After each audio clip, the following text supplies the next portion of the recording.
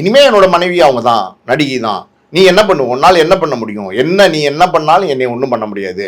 நீ எலெக்ஷன் நேரத்தில் நீ கோர்ட்டுக்கு போறியா, என்னைய நீ கேவலப்படுத்தலாம்னு நினைக்கிறியா, என்னைய என் கேரக்டரை ரீஃப்ரேம் பண்ண பார்க்குறியா, எது வேணா பண்ணு, நானே வெளிப்படையாக சொல்கிறேன், அந்த அந்த அந்த நடிகை இவங்க தான் அப்படின்றது சொல்கிறேன், இப்போ என்ன செய்ய போற அப்படிங்கிற மாதிரி ஒரு மனநிலை.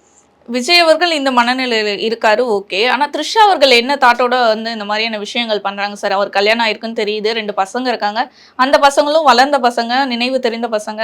இப்படி இருந்துமே அடுத்தவங்க வாழ்க்கைக்குள்ள நுழையிறது ஒரு முறையானது தானே அது?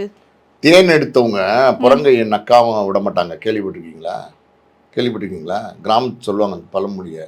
அந்த மாதிரி பார்த்தீங்கன்னா இதெல்லாம் எல்லாமே அந்த நடிகைக்கு தெரியும். ஒரு குடும்பத்தை கெடுக்கிறாங்கன்னு தெரியாதா? ஒரு குடும்பத்தில் ஆல்ரெடி மனைவி இருக்குன்னு தெரியாதா? 2 குழந்தைங்க இருக்குன்னு தெரியாதா? எல்லாமே தெரிஞ்சு தான் அவங்க இதை பண்ணிட்டு இருக்கிறாங்க. அதாவது இன்னைக்கு அந்த சங்கீதா அவங்க விவாகரத்து வழக்கு தொடுத்ததுக்கப்புறம் நீங்கள் சொன்ன மாதிரி பார்த்தீங்கன்னா சங்கீதாவை பற்றி ரொம்ப கேவலமாக டீஃப்ரேம் பண்ணி இன்னைக்கு சோசியல் மீடியாவில் ரொம்ப தப்பாக செய்திகள் வெளியிட்டு வராங்க. யார் வெளியிட்டு வராங்க? இந்த விர்ச்சுவல் வாரியர்ஸ், இந்த அணில் குஞ்சுகள், அந்த ரசிகர்கள், தொண்டர்கள். விஜய் என்ன பண்ணாலும் சரி,